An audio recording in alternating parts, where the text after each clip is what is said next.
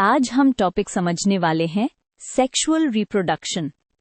Focus यही रहेगा कि ये होता क्या है, इसके टाइप्स और मेथड्स कैसे कैटेगराइज होते हैं और नेचर के लिए ये इतना इम्पोर्टेंट क्यों है।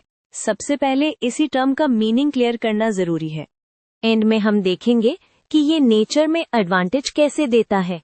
Let's use a simple diagram to make the relationship easier to see. चलो पहले डेफिनेशन लॉक करते हैं। सेक्सुअल रिप्रोडक्शन में दो पेरेंट्स के गैमीट्स यानी स्पर्म और एग टाइप सेल्स फ्यूज होते हैं। ये फ्यूजन एक न्यू सेल बनाता है जिसे जाइगोट कहते हैं और वहीं आगे डेवलप होकर न्यू ऑर्गेनिज्म बनता है। यहाँ की पॉइंट ये है कि जीन्स दोनों पेरेंट्स से आते हैं, इसलिए ऑफस्प्रिंग एग्जैक्टली कॉपी नहीं होता। यही स्टेप सेक्सुअल रिप्रोडक्शन को डिफाइन करता है। अब टाइप्स को समझने का इजी तरीका है, हम क्लासिफिकेशन का बेस चूज करते हैं।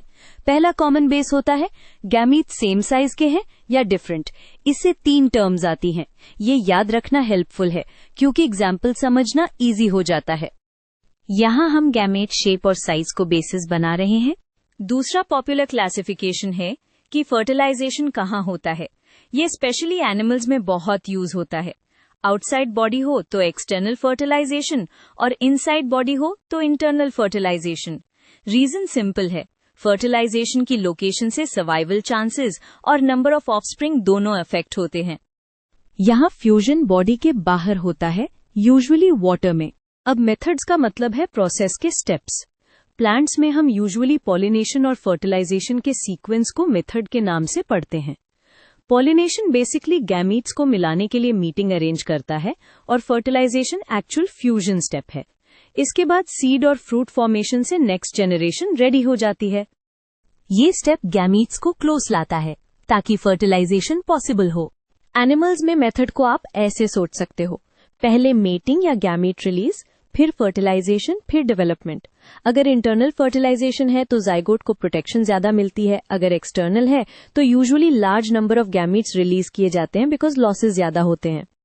फर्टिलाइजेशन की जगह से स्ट्रैटेजी चेंज होती है। अब इम्पोर्टेंस पे आते हैं और ये पार्ट एग्जाम में भी हाई स्कोरिंग होता है।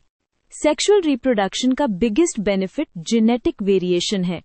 वेरिएशन का मतलब है पॉपुलेशन में डिफरेंसेस, और वही डिफरेंसेस चेंजिंग एनवायरनमेंट में सर्वाइवल और एवोल्यूशन को ड्राइव करते हैं। इसी से डिजीज रेजिस्टेंस और लॉन्ग टर्म अडेप्टेबिलिटी बेटर होती है। ये सबसे बड़ा रीजन है कि सेक्सुअल रिप्रोडक्शन इतना इम्पोर्टेंट है।